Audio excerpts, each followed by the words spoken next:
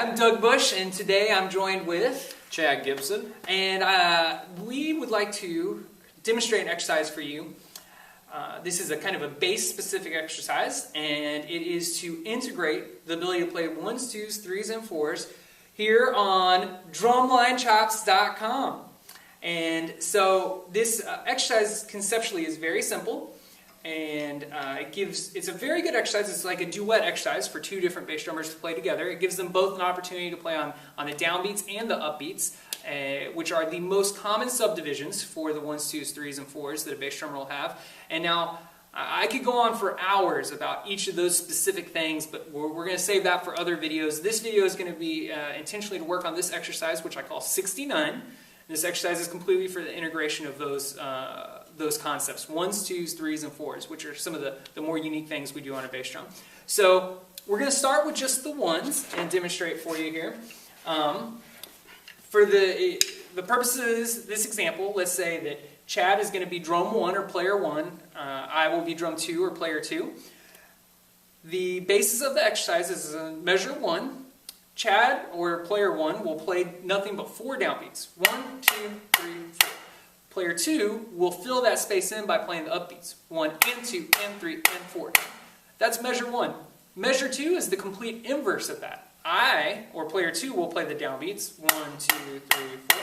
While Chad, or player 2, fills in the upbeats. 1 and 2 and 3 and 4. And let's hear how just the ones would sound. And we got our handy metronome here. The metronomist is possibly the most important thing for developing your time as a percussionist, period, especially as a bass drummer. If you're practicing without this thing, you don't know if you're really holding down that time correctly or not. So make sure you have one of these bad boys on and working with you. We're here at 160 beats per minute, which is a kind of a bright tempo, but a tempo that's common in marching literature nowadays.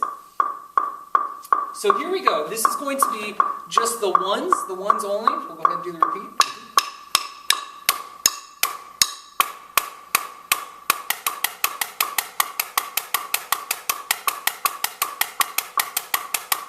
Yeah, okay, and you'll notice that, we got some different sticks. Some are stick tapes, some aren't.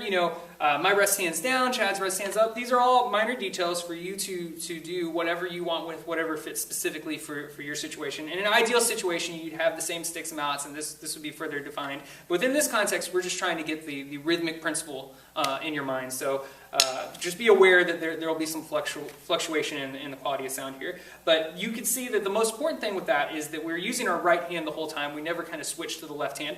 And the reason for this is that on the bass line, as you're playing the ones, whenever possible, you want them kind of on the same hand because one head is facing the audience and one head is not.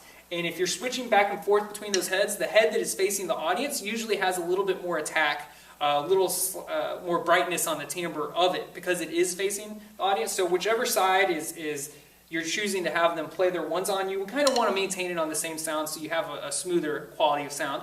Also, we're doing it with the same hand because that is the foundation for the twos, threes, and fours in a sense of here's my 1, here's my 2, here's my 3, and here's my 4.